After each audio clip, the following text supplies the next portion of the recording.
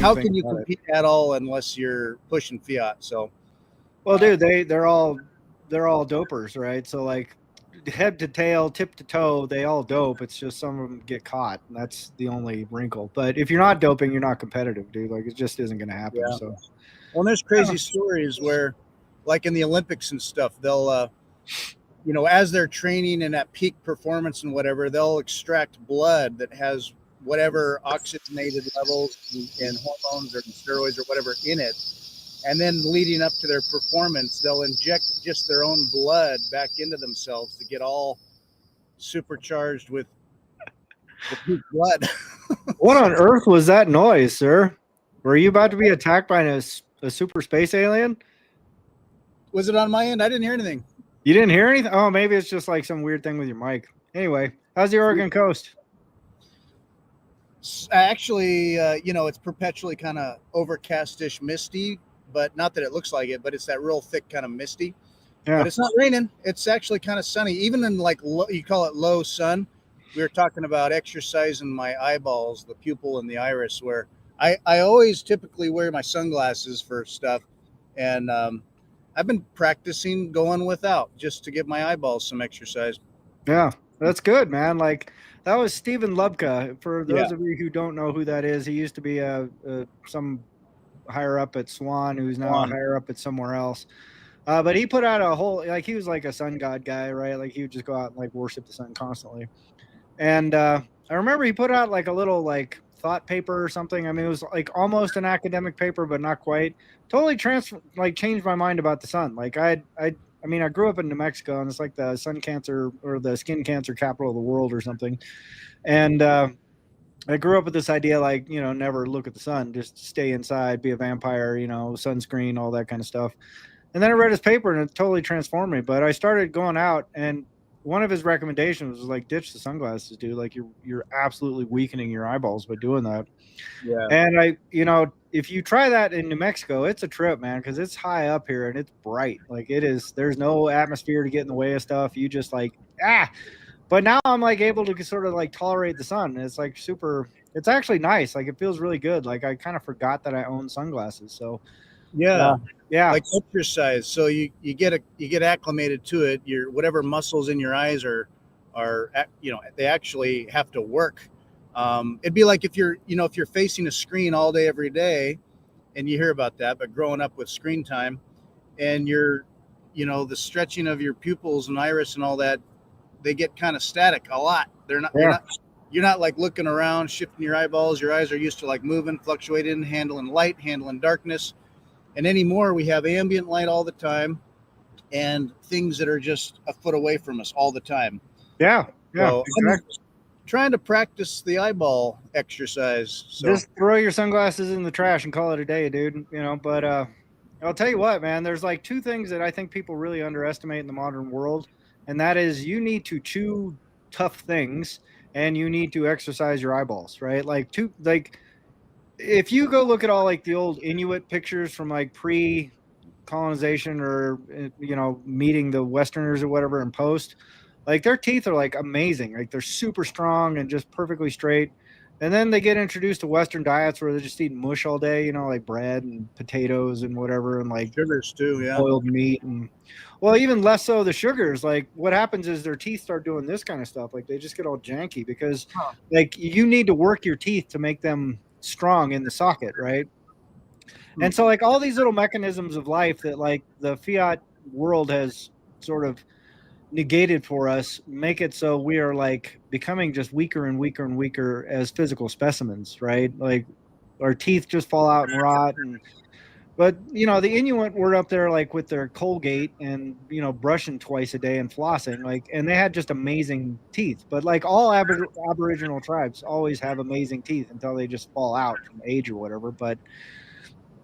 And those people, when their teeth finally do fall out, it's because they're like 112 and they probably started eating mush. They quit eating the soft stuff, right? So yeah, exercise your teeth, exercise your eyeballs. It sounds kind of silly, but life is a struggle. Life is proof of work. It's not kick back and stare at one of these things all day. So it reminds me, like just earlier this week, it's the annual time to, what do they call it, re-enroll in your insurance, and Ugh. the county is well. So, go figure. Rates go up. Everything's more expensive. It's surreal for me because I'm blessed, I guess, with some natural good health, and I don't have real issues. And I've been hurt, but then I work it out and manage pain and avoid painkillers and do the PT and just try to take care of myself. And lo and behold, I got better this last time I got injured. But that was a bear. But anyway, I go into this. HR comes in with their annual health enrollment and all the options. And I'm jaded because I freaking hate the insurance racket, the insurance game anyway. Yeah. I hate it, especially in America, when you look at the stats on healthcare costs and the benefits we get. Like at one level, you could say, oh, we get pretty good benefits. But compared to like all over in the world, the costs versus effective service, Yeah. it's ridiculous. Yeah, it's like horrible, dude. off the chart. Yeah. And so everything I see about, and it's this whole razzle dazzle. Like, I want to say, if you boil it down, it's into like the fear of shit could happen and my life's insecure and I need to be taken care of. Not to judge people who like need a certain kind of care or who have an ongoing issue that they know how to manage and they want to invest in their FSA account or whatever. I just am like, give me the absolute damn minimum. I don't want anything. And they're like, oh, well, you can add on Nationwide and you can add on Life Flight and you can add on this extra thing in your FSA. And I don't even know what all the add-ons you can add on.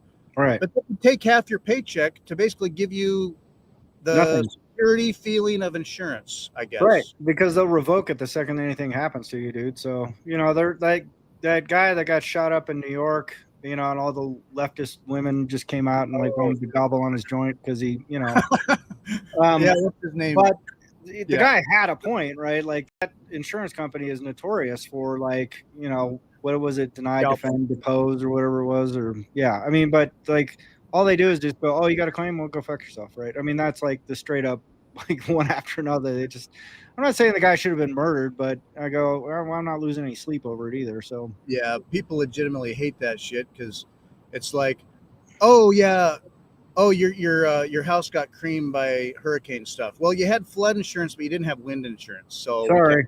Yeah. Oh, you had wind insurance? Well, you didn't have flood insurance. Oh, sorry. Yeah. It's like they make their money anyway.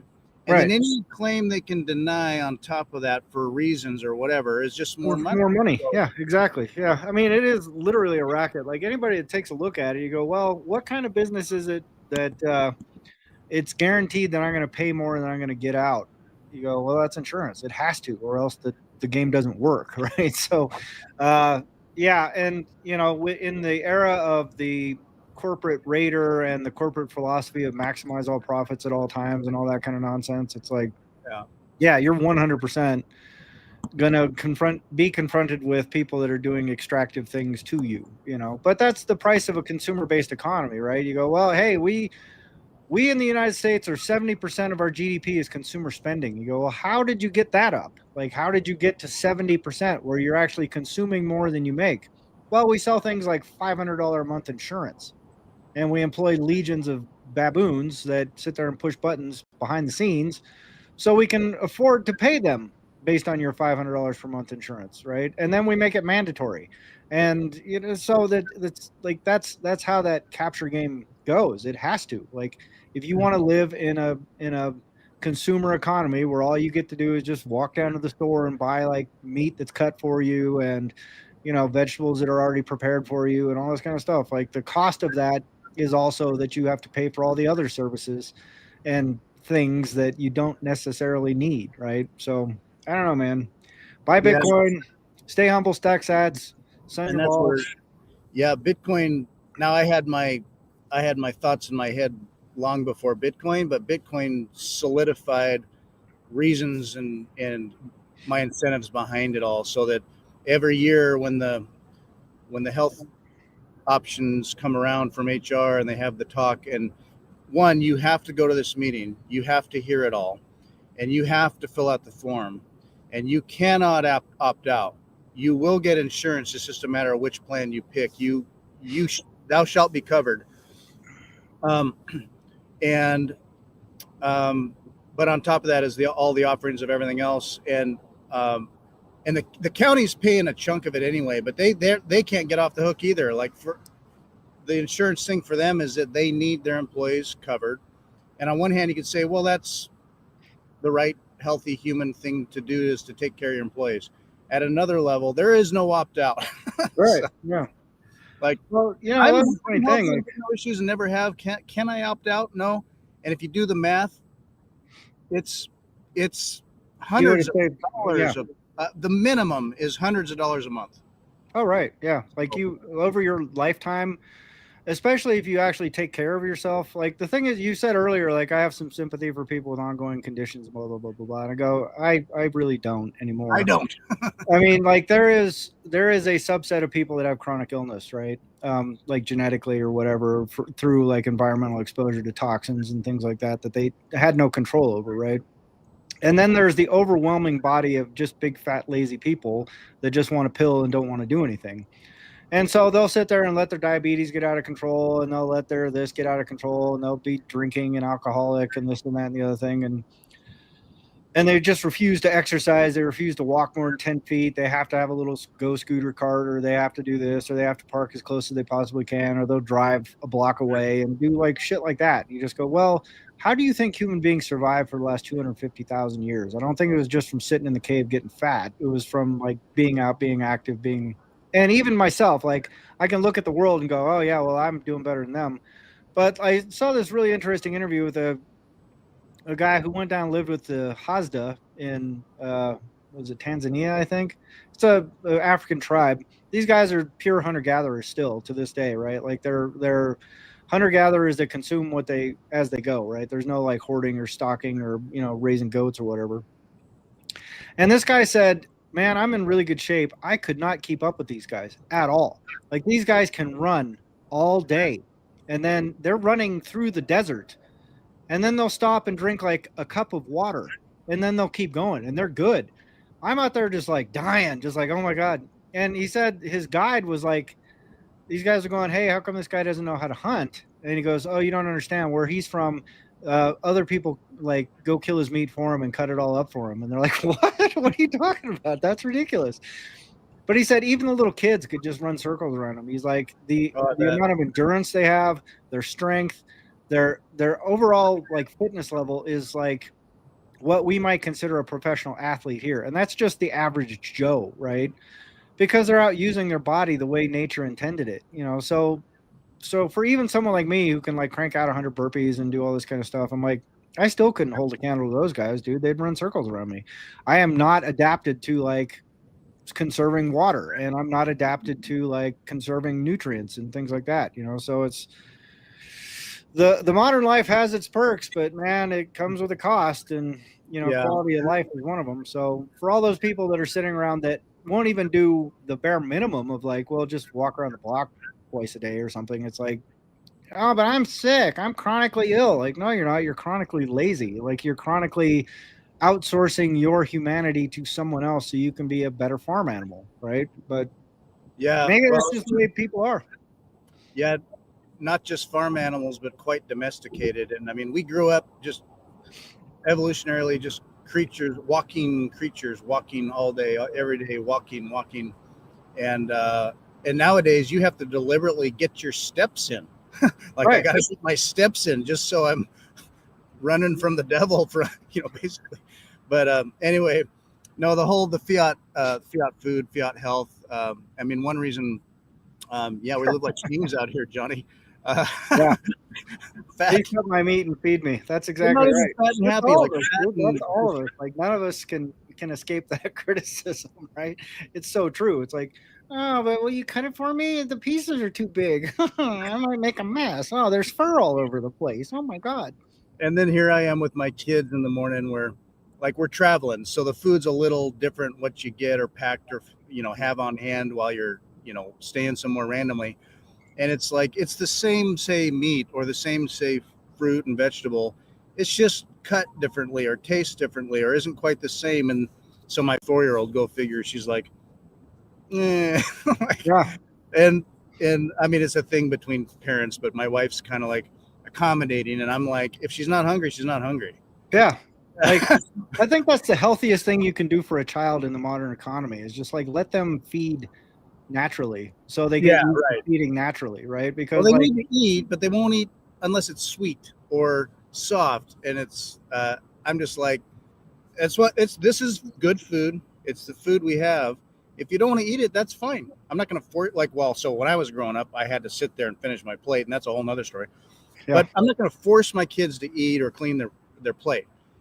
But if they're hungry, and they're not hungry now, but they're hungry later, it's like, hey, we had food then, and maybe I'll accommodate some. But it's a. I just have a different mindset about good food, and if you're not hungry, don't eat. right, yeah.